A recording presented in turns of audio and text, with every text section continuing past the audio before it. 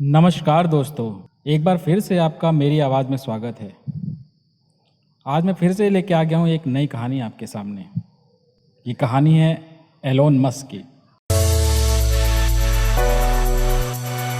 Elon Musk SpaceX, Tesla inc, SolarCity जैसी कई company के सीईओ होने के साथ साथ एक अच्छे बिजनेसमैन और इंजीनियर भी हैं।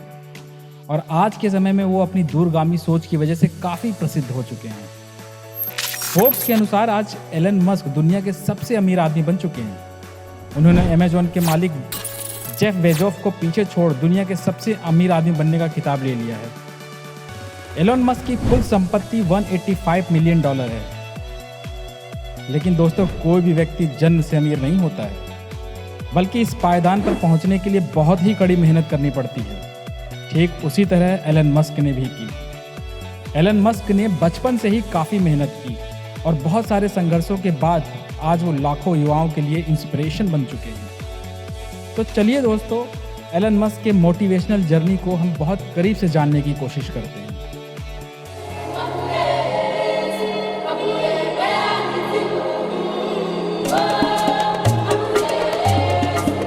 एलन मस्क का जन्म 28 जून 1971 को साउथ अफ्रीका के प्रिटोरिया शहर में हुआ था। उनके पिता का नाम एरोल मस्क था। उनके पिता एक इंजीनियर होने के साथ साथ एक पायलट भी थे। उनकी मां का नाम मेई मस्क था, जो एक मॉडल और डाइटिशियन थी। एलोन मस्क बचपन से ही पढ़ने लिखने में बहुत ही रुचि रखते थे और हमेशा किताबों के आसपास देखे जाते थे।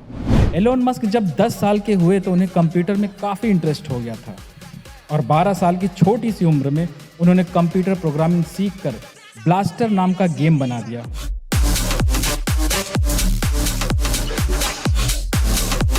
जिसे उन्होंने $500 में पीसीएन टेक्नोलॉजी नाम की कंपनी को बेच दिया। और यहीं से दोस्तों एलन मस्क को टेक्नोलॉजी से लगाव हो गया। बचपन में एलन मस्क को स्कूल में बहुत परेशान किया जाता था। एक बार तो कुछ लड़कों के ग्रुप ने एलन मस्क को सीढ़ियों से धक्का दे दिया और उनको तब तक मारा जब तक वो बेहोश नहीं हो गए। इसके लिए उन्हें कई दिनों तक हॉस्पिटल में रहना पड़ा था। इसके बाद 17 साल की उम्र में क्वीन यूनिवर्सिटी से अपनी ग्रेजुएशन की पढ़ाई शुरू की और वहां पर 2 साल पढ़ने के बाद यूनिवर्सिटी ऑफ पेनिनसिल्वेनिया से उन्होंने 1992 में बैचलर ऑफ साइंस की डिग्री ली। 1995 में एलन मस्क ने पीएचडी करने के लिए कैलिफोर्निया शिफ्ट हो गए, लेकिन वहां पर रिसर्च शुरू करने के 2 दिन बाद उन्होंने अपनी पढ़ाई छोड़ दी और सफल बिजनेसमैन बनने के लिए अपने कदम आगे बढ़ा दिए।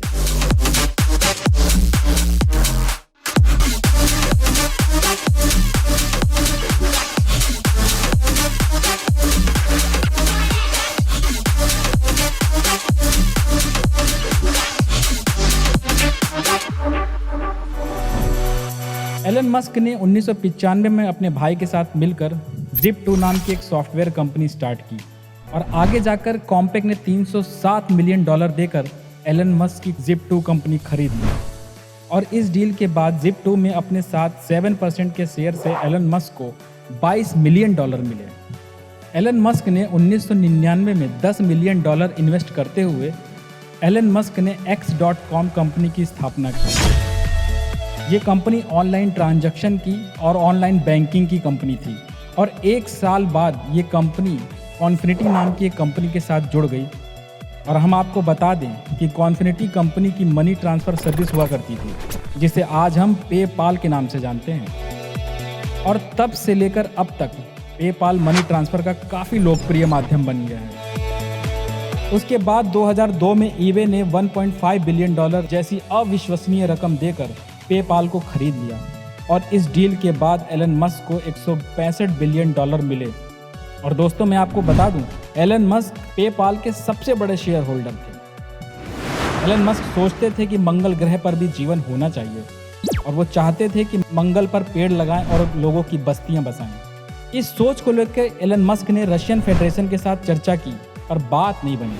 इसके बाद जब एलन मस्क रसिया से वापस आए तो उन्होंने सोचा कि क्यों ना मैं ही रॉकेट बनाने की कंपनी चालू करूं। हालांकि एलन मस्क को इस विषय में कोई जानकारी नहीं थी और ना ही उन्होंने रॉकेट बनाने की कोई पढ़ाई की थी, लेकिन एलन मस्क ने अपनी लगन और मेहनत से और बुक्स और इंटरनेट की मदद से इस विषय में काफ़ी ज्ञान प्राप्त कर लिया था।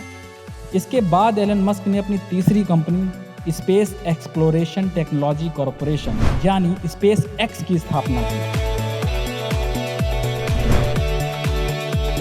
एलन मस्क का टारगेट था कि वो कॉमर्शियल स्पेस ट्रेवल के लिए अंतरिक्ष यान का निर्माण करना चाहते थे और मंगल ग्रह पर जीवन की स्थापना करना चाहते थे। इसके बाद एलन मस्क ने 2006 और 2008 में उनके पहले 3 रॉकेट लॉन्च किए, लेकिन उनके तीनों रॉकेट फेल हो गए और एलन मस्क को काफ़ी ज़्यादा नुकसान हुआ।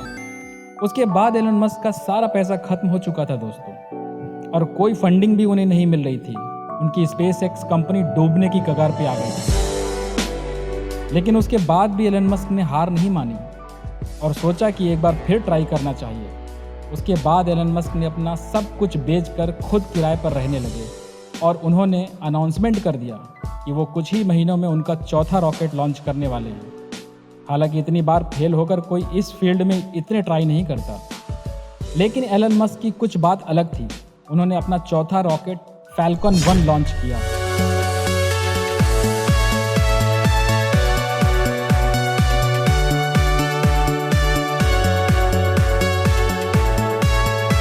और वो रॉकेट ऑर्बिट तक पहुंचाने में सफल हो गए। और इतना ही नहीं, उन्हें नासा से $1.5 मिलियन का कॉन्ट्रैक्ट भी मिल गया। और आज Elon Musk NASA space agency के लिए इक्विपमेंट, सैटेलाइट और कार्गो ऑर्बिट तक पहुंचाते हैं। एलन मस्क का कहना है, हमें कुछ नया सीखते रहना चाहिए। एलन मस्क को रॉकेट बनाना नहीं आता था, लेकिन उन्होंने मेहनत और लगन से अलग अलग जगहों से ज्ञान प्राप्त किया और रॉकेट बना दिया। उसी तरह हमें हमेशा कुछ नया सीखते रहना चाहिए। भले ही हमें सफलता मिले या ना मिले, हमें एक्सपीरियंस तो ज़रूर मिलेगा ना, और एक्सपीरियंस के द्वारा हम कुछ भी कर सकते हैं। एलन मस्क कहते हैं कि जो लोग हमेशा कुछ नया सीखते रहते हैं, उनके सफल होने के चांस बढ़ जाते हैं।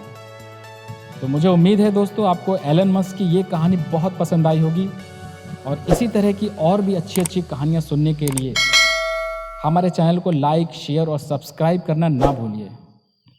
धन्यवाद।